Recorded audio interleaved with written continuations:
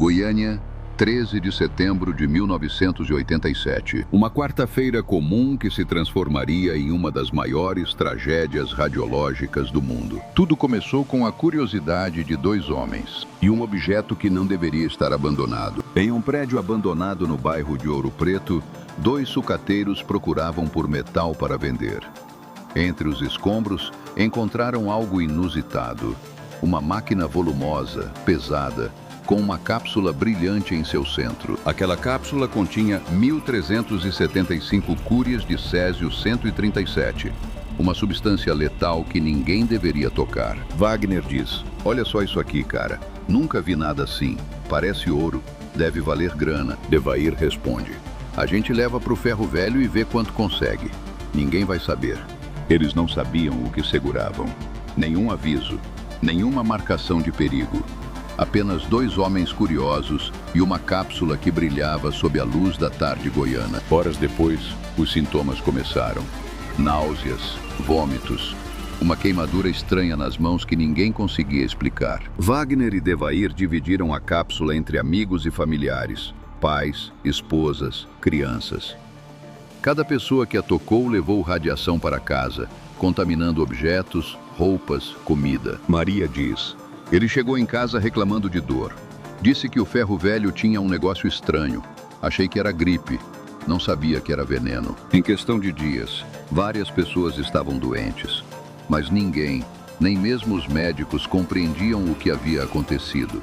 A contaminação era invisível, o perigo indetectável e o tempo implacável. Ninguém imaginava que uma simples busca por sucata abriria a porta para o maior desastre radiológico do Brasil. Mas as horas seguintes revelariam a verdadeira magnitude do que havia começado naquela quarta-feira fatídica. Uma semana após a exposição inicial, os sintomas haviam se espalhado.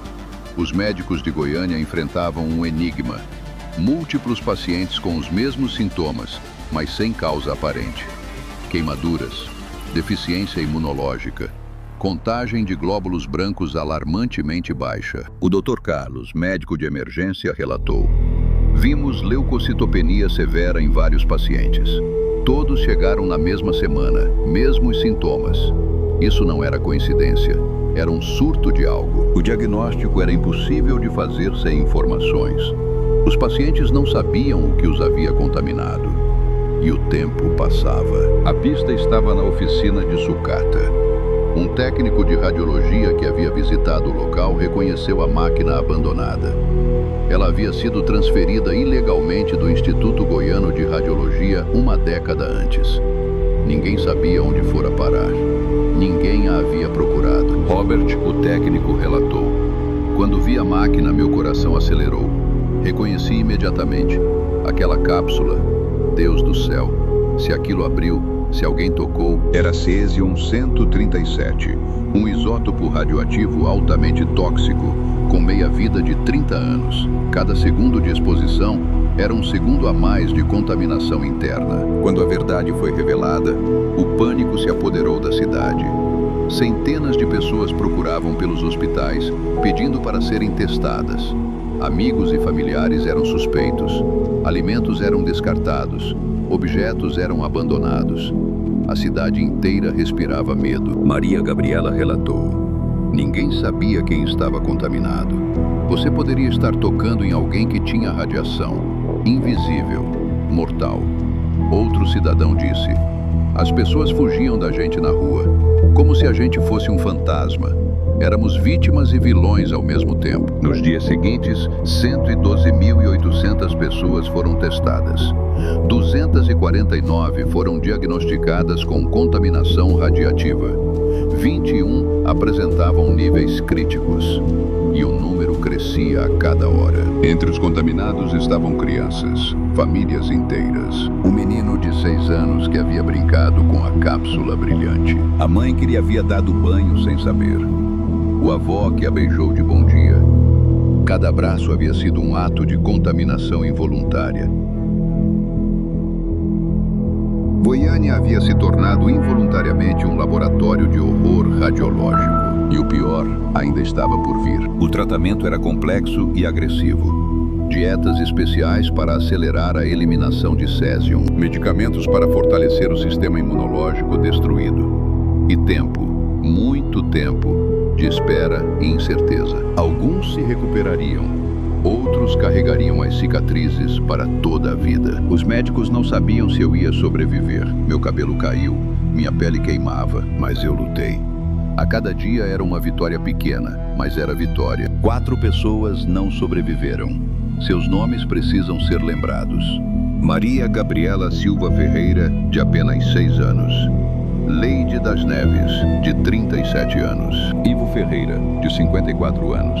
E Devair, um dos sucateiros, que finalmente compreendeu o peso do que havia tocado. 249 pessoas contaminadas.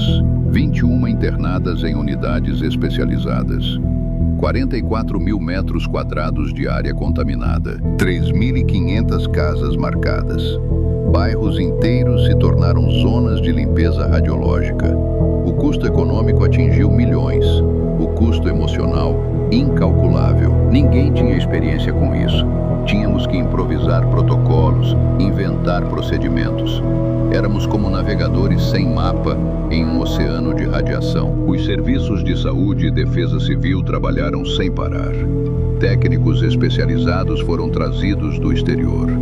O Brasil todo acompanhava cada notícia. Goiânia era o epicentro de um desastre que o mundo inteiro observava. Décadas se passaram. Os sobreviventes convivem com as sequelas. Alguns desenvolveram cânceres relacionados à radiação.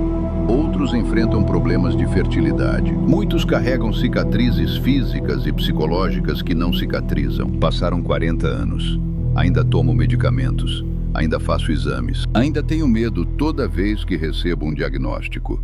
Aquele dia muda a gente para sempre. A cápsula de césium-137 foi recuperada, lacrada e mantida em armazenamento seguro. As 3 toneladas de resíduos contaminados foram transportadas para um repositório de rejeitos radioativos em Abadia, no interior de Goiás.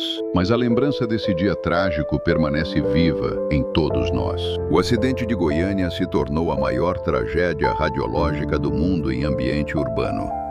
Mas de seu horror nasceu algo importante: lições. Regulações mais rigorosas sobre o transporte e armazenamento de material radioativo. Protocolos de defesa civil.